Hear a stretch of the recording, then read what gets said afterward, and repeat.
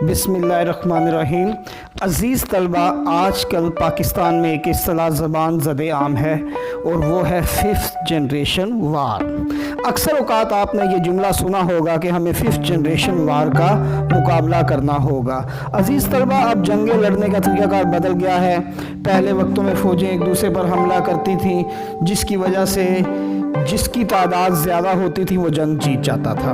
फिर हथियारों की जंग का आगाज़ हुआ, जिसके हथियार ज़्यादा होते थे वो जंग जीतता था। फिर टेक्नोलॉजी की जंग का आगाज़ हुआ, टेक्नोलॉजी में भी बेटर टेक्नोलॉजी वाला आगे निकल जाता था। इस तरह की जंगों को फर्स्ट जनरेशन वार, सेकंड जनरेशन वार और थर्ड जनरेशन वार के नाम से जाना जाता था। फोर्थ जनरेशन वार में दहशतगर्दी को बतौर हथियार इस्तेमाल किया गया और मुख्तलिफ मुल्कों में दहशतगर्द तंजीमें पैदा की गई, जिससे उनके यहाँ अंदरूनी फसादात क्रिएट किए गए। इसके बावजूद दुनिया को बाज़ जगहों पर कामयाबी नहीं मिल रही थी और वहाँ कौमों का इत्तेहाद और यकजहती उनके रास्ते में रुकावट था। वतन परस्ती और एक कौम होने की वजह से मुखालफीन को मुज़ामत का सामना करना पड़ता और इस तरह दहशतगर्द तंजीमें भी कुछ मुल्कों का कुछ ना बिगाड़ सकी।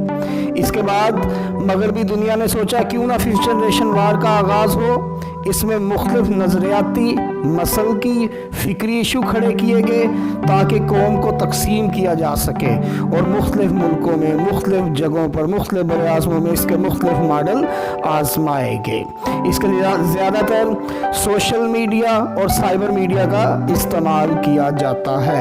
नफ़रत अंगेज़ तकरीर, तहरीर, वीडियो क्लिप, ज़हरीला मवाद शाया करने वाली वेबसाइट्स और फेक अकाउंट बनाकर दूसरे मुल्कों में बैठकर इनको चलाया जाता है और हमारी हुकूमतों के लिए इनको बंद करना कोई इतना आसान नहीं है।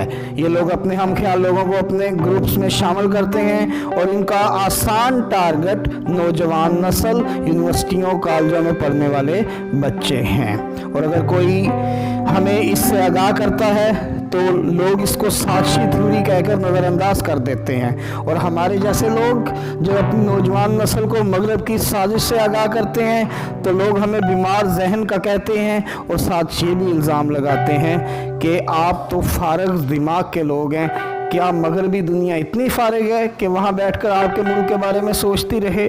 9/11 तो आपको याद होगा, जब वर्ल्ड ट्रेड सेंटर को धमाकों से उड़ाया गया, वह उस वक्त अलकायदा ने किया और त्यारा हाईजैक करने वाले इसके एजेंट थे। ये इल्ज़ाम अमेरिका ने लगाया। फिर उसामा फरार होता है और अमेरिका उसामा या अलकायदा का पीछा करने की बजाय इराक़ का रुख कर लेता है और पूरी दुनिया को ये कहानी सुनाई गई। दुनिया के लिखने वालों को पैसे देकर ये लिखवाया गया, अखबारात में कॉलम लिखवाए गए कि सद्दाम हुसैन के पास तबाही फैलाने वाले हथियार हैं और दुनिया के नामवर अखबारात ने इसके बारे में प्रोपेगेंडा किया और फिर अमेरिका और बरतानिया ने इराक़ पर हमला करके इसके पर खचे उड़ा दिए।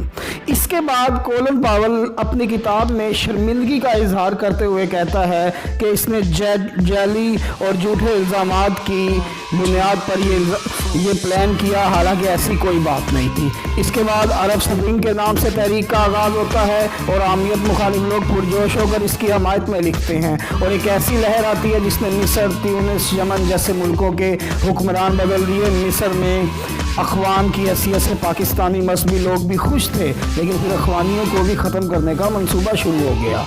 लीबिया में फ्रांस की जंगी कुव्वत इस्तेमाल करके कज़ाफ़ी की हुकूमत ख़त्म की गई और वहाँ आज तक खाना जंगी न ख़त्म हो सकी। यमन में सऊदी अरब को काबू करने के लिए डिक्टेटर को हटाया गया और बाद में हौसी कबाइल को माली और जिस्मानी सपोर्ट दी गई।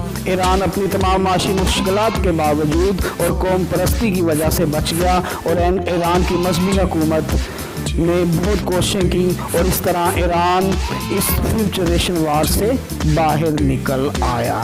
लेकिन मेरे दोस्तों, पाकिस्तान में भी इस मॉडल का आगाज़ हो चुका है और अगर हम चाहें तो इसे कंट्रोल कर सकते हैं और पाकिस्तान में इस मकसद के लिए सोशल मीडिया को इस्तेमाल किया जा रहा है और आज़ादी इजहार के नाम से हमारे नाम नहाद देसी लिबरल्स, स्कॉलर्स, आयरोज पाकिस्तान के अस्करी इदारों को टारगेट करते हैं, कभी कर्नल की बीवी के नाम से, कभी फिरका वारियत को हवा देकर, कभी सुर्ख इनकलाब, कभी औरत मार्च, कभी स्टूडेंट्स के हकूक़ के लिए मार्च निकलवाते हैं और उसके बाद नई नस्ल को हमारी فوج پر حملوں کی ترغیب بھی دیتے ہیں۔ حکومت کو ترکی اور ملائیشیا کی طرح ہمارے سوشل میڈیا کو بھی ایک دائرہ کار میں لانا ہوگا تاکہ 5th جنریشن وار کا حصہ بننے سے ہماری نوجوان نسل بچ سکے، اور ایسے سافٹ ویئر بنائیں جو ریاست مخالف مواد کو فلٹر کر سکیں۔